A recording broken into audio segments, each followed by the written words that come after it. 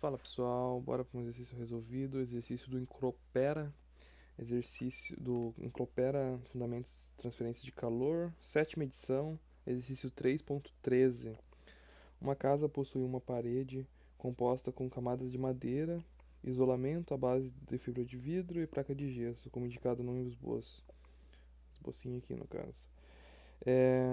Em um dia frio de inverno, os coeficientes de transferência de calor por convecção são, no caso, o externo aqui, né? Desse lado aqui é 60 watts por metro quadrado Kelvin. E o nosso HI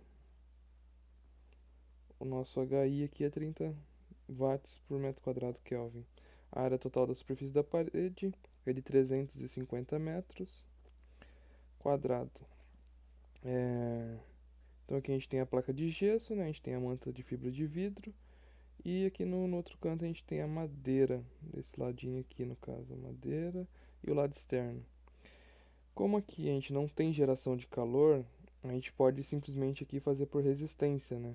Então a gente pode usar o métodozinho da resistência, aqui a gente vai ter uma resistência convectiva, aqui a gente vai ter uma resistência condutiva, uma resistência aqui condutiva, e aqui uma resistência condutiva de novo, e por fim uma resistência convectiva, ok? E pela fórmula aqui no caso, né? Então o nosso fluxo de calor aqui, ele seria o ΔT da parte interna menos a externa, considerando um fluxo assim. Considerando um fluxo de calor assim, a gente teria o final menos o inicial, né? Que a gente está considerando que a temperatura fria está entrando para dentro da casa, para o interno no caso, dividido pela resistência total. Essa RT aqui a gente vai ter que calcular. Então aqui a gente tem, determine uma expressão simbólica para a resistência térmica total da parede, incluindo os feitos da convecção na superfície interna e externa, para as condições especificadas. A gente já desenhou aqui, mas a gente vai ali mais para baixo, a gente vai fazer um desenho melhor. Determine a perda total de calor através da parede. Ok. Se o vento soprar violentamente, aumentando a nossa condutividade de convecção externa de 60, que era inicialmente, de 60, que era inicialmente aqui, para 300 watts metro quadrado Kelvin, determine o aumento percentual da perda de calor. Qual é a resistência dominante que determina a quantidade de calor que atravessa a parede? Aqui acabou saindo, desformatando, mas a gente tem nossas considerações aqui, né? A gente tem um caso de regime permanente, propriedades constantes, regime unidimensional em X no caso, sem geração de calor, e a gente está considerando que a resistência de contato desprezível. Porque tem exercício que a gente teria uma resistência de contato aqui também, mas não é o caso. Então aqui para o nosso A, a gente teria aqui a nossa temperatura interna. Vindo para cá, a gente teria a nossa resistência. Opa, aqui eu fiz o Qzinho, mas é na verdade resistência. A gente teria a nossa resistência convectiva interna, nossa resistência condutiva no gesso, nossa resistência condutiva na fibra de vidro, nossa resistência condutiva na fibra na madeira e nossa resistência convectiva externa. E aí, por fim, nossa temperatura externa, né?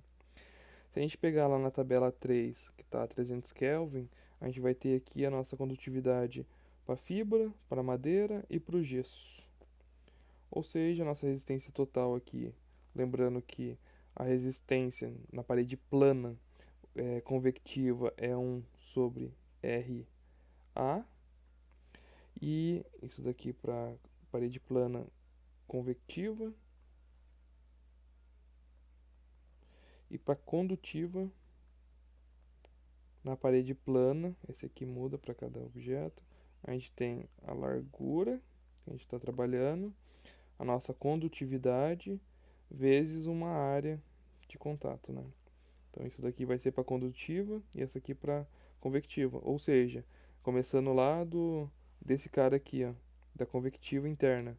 A gente tem aqui HI 1 sobre HIA, depois que é a do gesso, a da madeira, a de fibra e aí depois a externa aqui pro final.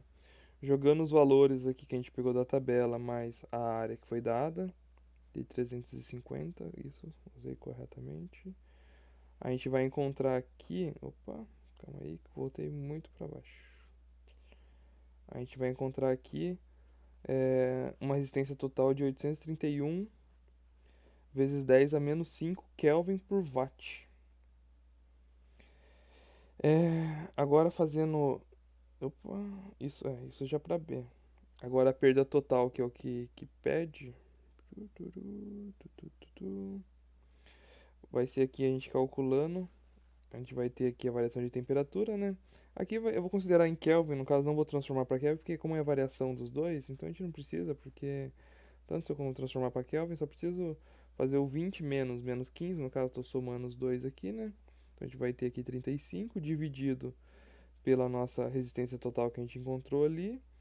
Então a gente vai cortar aqui Kelvin com Kelvin, esse cara vai subir e a gente vai ter watts. Ou seja, a gente vai ter 4.211,79 watts. Essa é a nossa perda total para responder a B. Já para responder a C, não sei se vocês lembram, mas aqui se o vento soprar violentamente, então a gente só vai trocar isso aqui por 300. Aqui no final da fórmula aqui, no lugar de ser 60 vai ser 300. Ou seja, a nossa resistência total para essa situação, aqui eu deixei em azul, vai dar 827 vezes 10 a menos 5. Ou seja, jogando aqui na nossa fórmula de novo com a mesma temperatura, a gente vai ter 4.232,16. Ou seja, um aumento de. Esse aqui vai ser nosso Q2, né? Nossa perda na situação 2, menos a perda na situação 1, dividido pela situação 1, vezes 10 que a gente quer encontrar em percentual. A gente vai ter um aumento aqui de 0,48%. Na D, ele pergunta qual que é o que tem predominância na questão de resistência. E todos vão saber que é a manta de vidro, né? Que é a função dela é ter essa resistência. Se a gente olhar aqui na fórmula também, já que a resistência vai ser o que vai diminuir a nossa perda, a entrada de energia, no caso fria, né? Nesse caso. E aqui ela é na grandeza de duas casas depois da vírgula, né? Então, em relação às outras, no caso, que é uma casa depois da vírgula. É, então ela vai predominar, né? Porque ela vai fazer esse cara aqui aumentar. Nossa soma vai aumentar também. Enfim. Ou seja, então vai ser a manta de vidro. Calculando ela, no caso, a gente vai ter aqui a grandeza dela, que é essa daqui. 7,52 vezes 10 a menos 3 kelvins por watt.